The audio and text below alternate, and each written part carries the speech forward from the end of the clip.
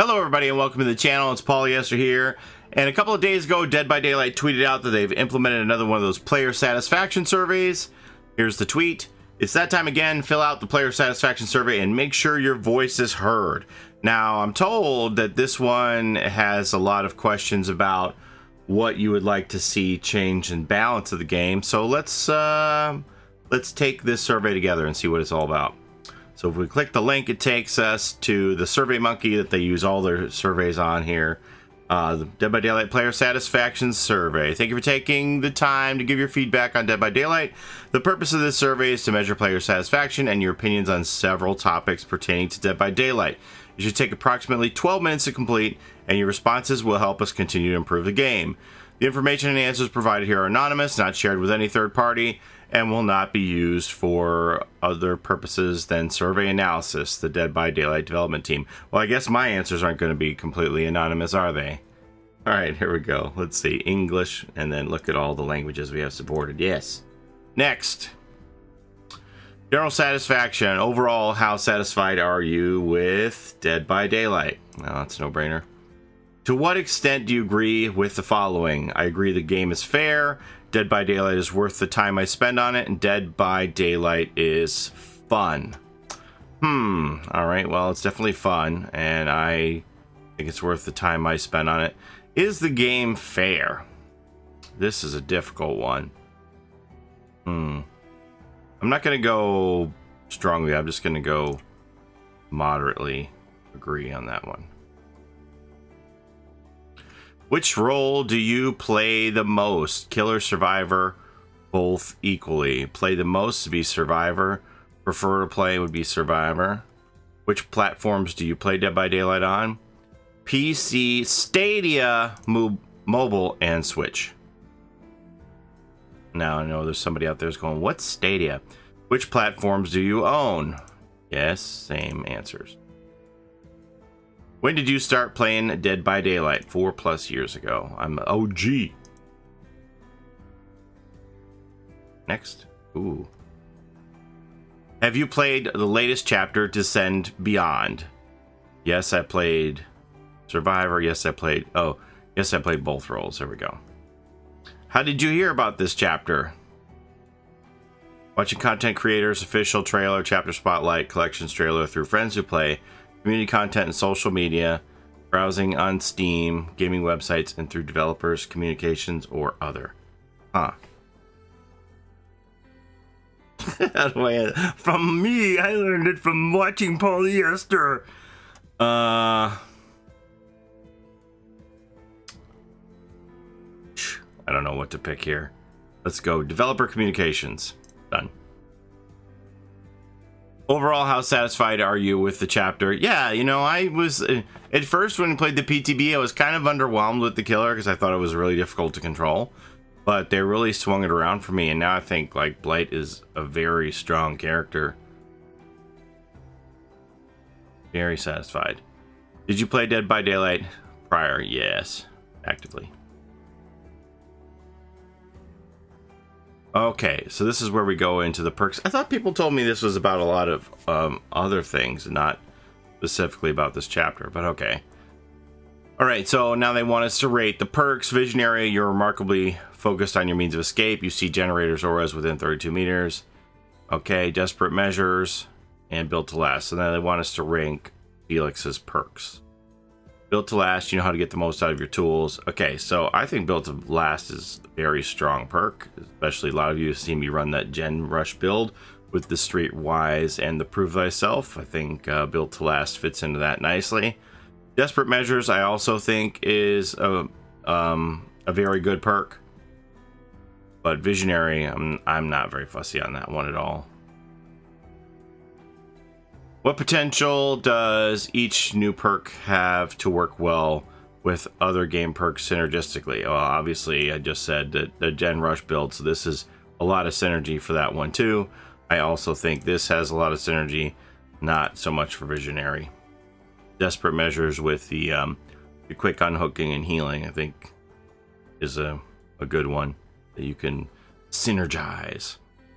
Number 13, how would you rate the quality of the following features. Felix Richter's character appearance. Ho ho ho! Oh my god, can you believe how many people are like hitting the nut button over Felix?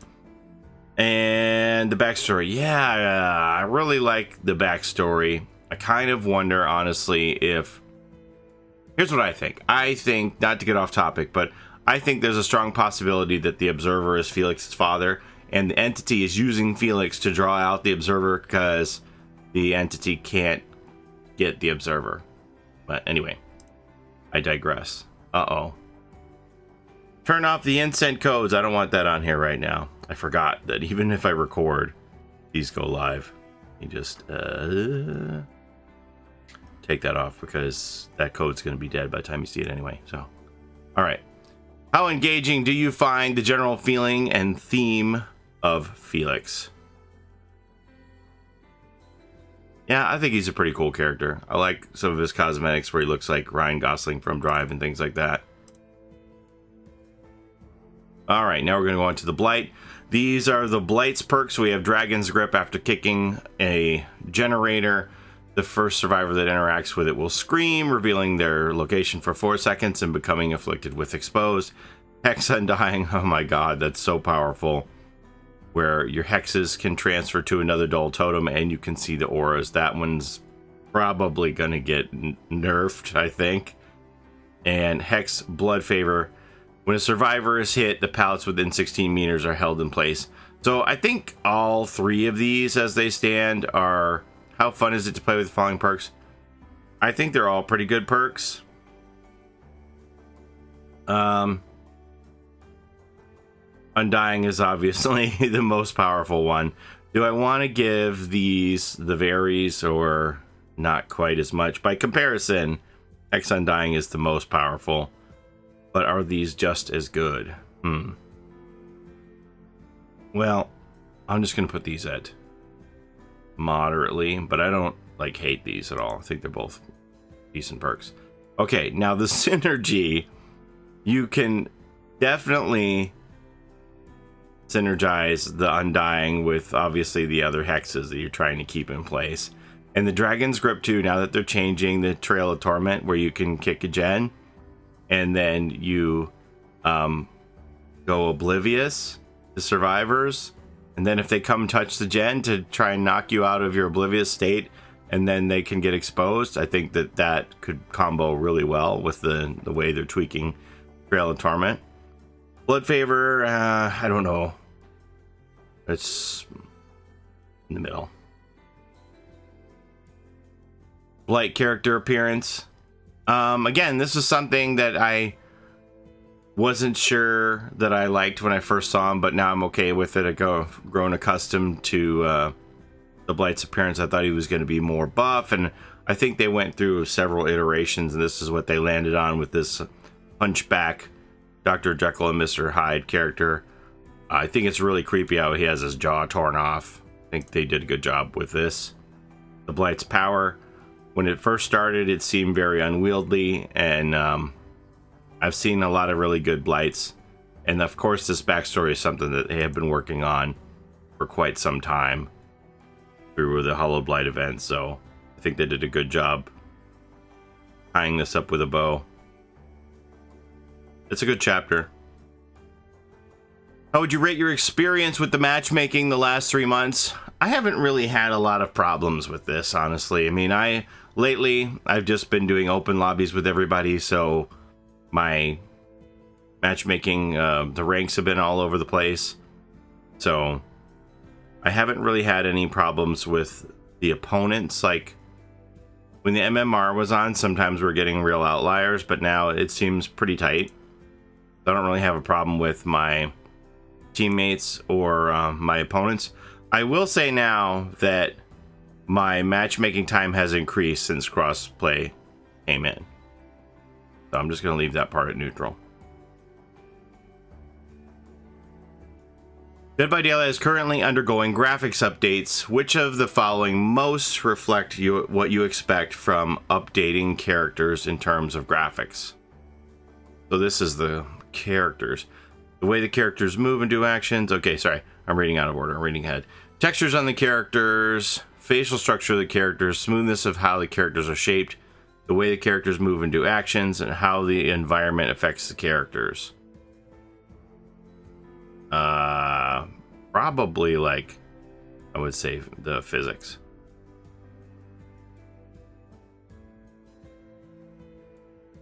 Which of the following characters do you feel could most benefit from an update to their gameplay? Aha, see, this is what people told me. A killer that you feel is not effective enough. Well,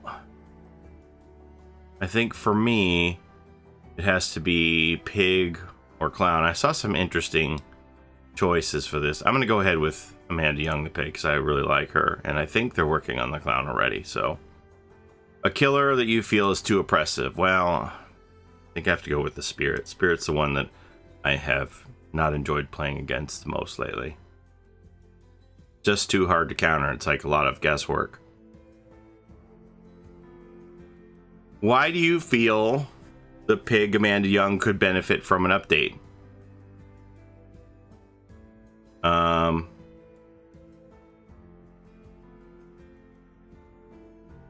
Interesting.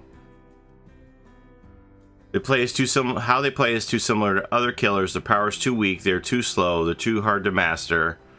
They're too easy to master. They're not fun to play as. They're not fun to play against. And there are too many counter players against them.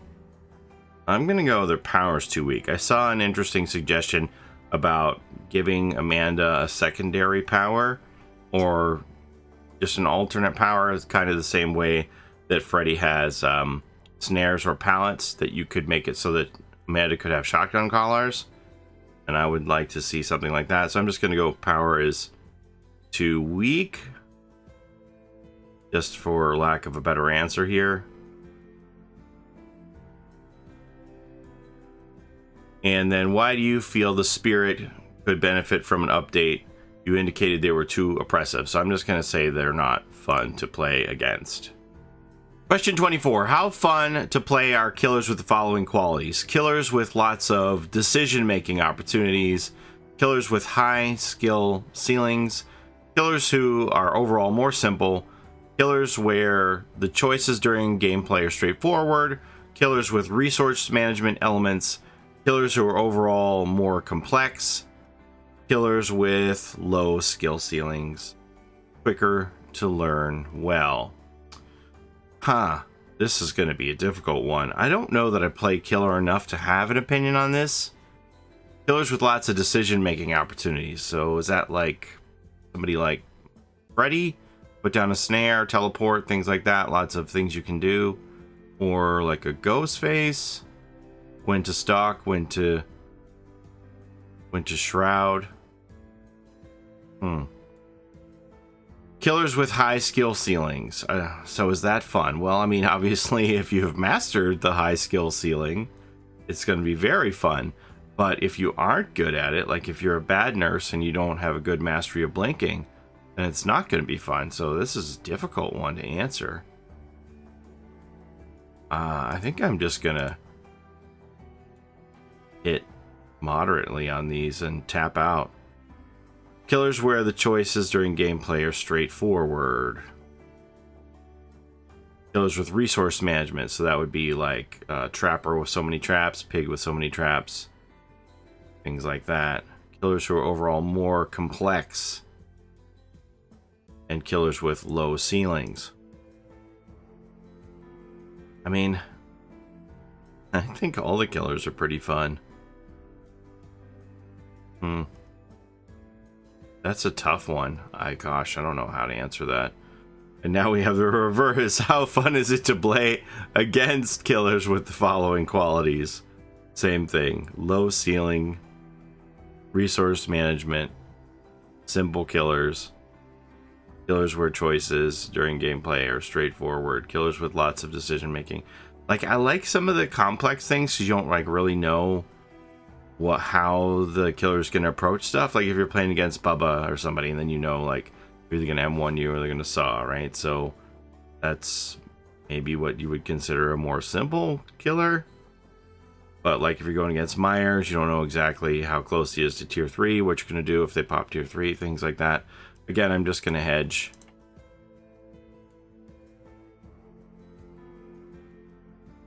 That's difficult.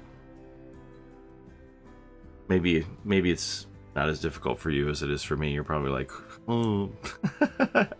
To what extent do you agree with the following? Note, a status effect shows when a survivor is affected by a special effect or affliction, for example, exhausted or exposed. There are too many different status effects in Dead by Daylight. Oh, I don't really agree with that. I think that's just like an educational thing, perhaps. Maybe that needs to be in the tutorial more so that people are more familiar from the start what some of these status effects mean. More status effects contribute to an increase in dynamic gameplay. Adding new status effects would bring value. Adding new status effects would make Dead by Daylight too complicated. Okay, so I don't think there's too many status effects. I do think that status effects increase dynamic gameplay. Adding new status effects would bring value, yes. And it would not make it too complicated. Overall, how would you rate your experience with other players in these situations in pre and post game chat? Oh boy. Is this as survivor or as killer? Outside of the game? During a match? Okay, so during a match, I would say somewhat positively. In pre and post game chat, man, that's rough. You play killer sometimes, it's like you just get the post game chat is like mean to you when they beat you, and they're mean to you when you beat them. There's like a lose-lose situation there. I'm gonna have to go with very negative on that, honestly. Outside of the game, I don't really have a lot of problems. I mean, there's always going to be some people who try to drag you down, but in general, I don't have a lot of problems with players. To what extent do the following have a negative effect on how much fun you have? Players disconnecting mid-match, very much negatively affecting my fun. General negativity in chat. I mean, it doesn't really bother me, but it is very negative. So what should I put there? Like, I think that there is a definite salt mine of negativity in chat, to be sure. I would just as soon have chat disappear, honestly. I don't think it really brings much value at all to the game. So I'm going to go ahead and hit very negative. It doesn't bother me personally, but I just don't think that it brings value. Survivors working against their team. I don't experience a lot of that. So, but somewhat. Survivors ignoring the main objective. Oh, this drives me nuts. This drives me nuts just seeing people crouch in a corner whenever there's heartbeat instead of like trying to advance the game and stay gen focused.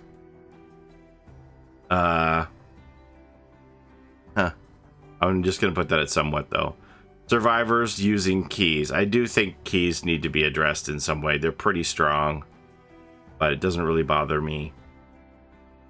Using gestures. This is something that has no negative effect on me at all. I don't think it means anything. Like somebody hitting the control key to crouch. If you're triggered by that, I don't know what to tell you about life beyond the game in the real world. If someone hitting the crouch button to squat is gonna ruin your day. Killers standing very close to survivors. Again, this is like, I know a lot of people are upset about camping, but it doesn't bother me at all. Killers leaving dying players on the ground doesn't bother me at all. Killers using Moris. I mean, I think honestly, keys bother me more than Moris, really, but I'm gonna put that a little bit. To what extent does the following have a negative effect on fairness? Players disconnecting mid-match. Yeah. Negativity doesn't affect fairness. Survivors working against their team. Yeah. How are you going to fix this? Survivors ignoring the objective? You're going to make it more fair by just make generators do themselves? Like, if people don't do gens, what are you going to do about that? Survivors using keys. Moderately. No, using gestures doesn't affect fairness. Killers standing very close to hook survivors. A little bit. Killers leaving players dying on the ground. No. I don't think it's unfair to get moried. To what extent do you believe the following are toxic? Players disconnecting, yes. Negativity in chat, yes. Working against your team, well, that would be toxic. Ignoring the main objective, no, I don't think it's toxic. It's just people are scared. Heartbeats are scary. Killers are scary in Dead by Daylight, everybody. Survivors using keys, I don't think keys are toxic. Okay, so we'll put this in no. Using gestures, I don't think gestures are toxic. I don't know why people get so bent out of shape on it, honestly. They're like, that's bad manners. Sometimes, like, literally, people are just standing at the gate trying to waste killers' time, make them hit you out because there's somebody else who's still in the trial. Or even if everybody's at the gate, like, all four of them are there doing the butt dance of friendship. Okay. Killers standing very close to hook survivors. I don't really think that any of this stuff is toxic, honestly. That's me. I know I'm probably... This is not going to be a popular opinion, but I'm answering this how I feel. Which of the following official Dead by Daylight channels do you engage with? The website, yes. Twitter, yes. Facebook, not really. YouTube, yes. Instagram, not really. Discord, not so much. Forums, yes. That's about it. No, VK, that's the Russian one. Steam page forums, not too much. What sort of information do you want to receive more of through official channels? News about events, yes. News about characters and chapters, yes. News about cosmetics, yes. News specifically about killers, yes. Survivor updates, yes. News about features other than chapters, crossplay information, yes. Fun facts about the game, fun facts about development team, contest promotions, fan created content behind the scenes. Well, do I just want to click everything here? All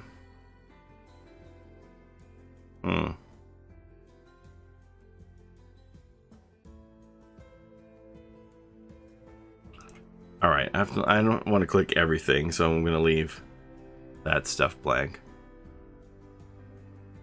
Prior to this survey, were you aware that Dead by Daylight has recently been distributing promotional codes? Oh yes, and I have used them. Which types of promotional codes are you most interested in? Blood points, outfit parts, shards. Ooh, shards. This is a one choice? Yes, shards is the one I'm most interested in. To what extent do you agree with the following? I've noticed a change in the type of Twitter posts on the official Twitter. I would agree with that. I find the tweets to the official Twitter engaging. Yes. I like the tone and the voice in which the tweets are written. Some of them really crack me up, honestly. Some of the replies to things. I don't know who's in charge of the Twitter now, but some of the answer replies are pretty funny. Which of the adjectives do you feel best describe the tone and voice of the official Dead by Daylight Twitter posts? Funny, enthusiastic, respectful, encouraging, fun, informative,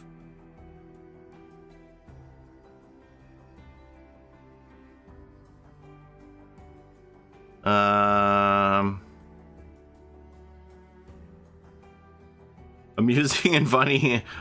This is just like slightly funny. I don't know. Passionate. How often do you watch live streams of any games? every day. Do you currently live stream when you play games? No. Okay. Which of the following describes why you watch games being live streamed? I enjoy the streamer's personality.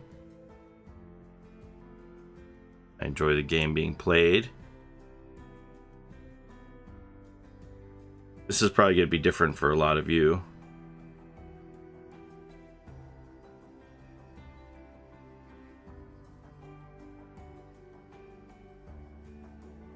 Why do you choose to stream games? For financial gain.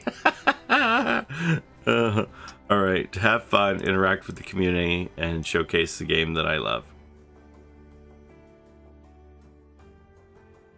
To what extent do the following motivate you to play Dead by Daylight? In-game events, very much. Crossplay, I think that was a great addition to the game, 100%. I'm so happy that it's here, but it doesn't, like, motivate me. Game being released on new consoles. I had so much fun playing the Stadia, honestly. It was really good. Release of the tomes, yes. Release of new chapters, yes. Release of new cosmetic contests, yes. What'd they say this is going to be? 12 minutes? I think I'm like a half an hour into this thing. Have you purchased any cosmetics? Yes. What is the main way you discover new cosmetics you may want to purchase? Door collection. Oh, the main way. Like, I usually see it on Twitter. How likely is it that you would recommend Dead by Daylight to a friend or colleague? And which of the following are hindering you? None?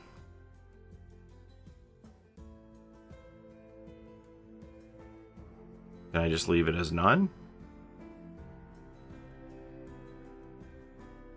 What's your gender? Male. What country do you currently reside in? Canada land. In what year were you born? Oh. Doesn't go.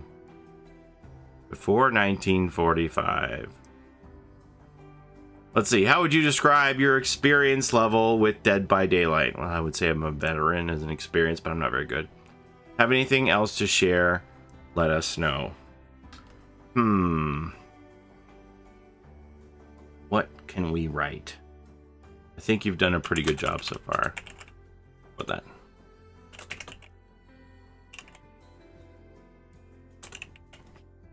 And submit.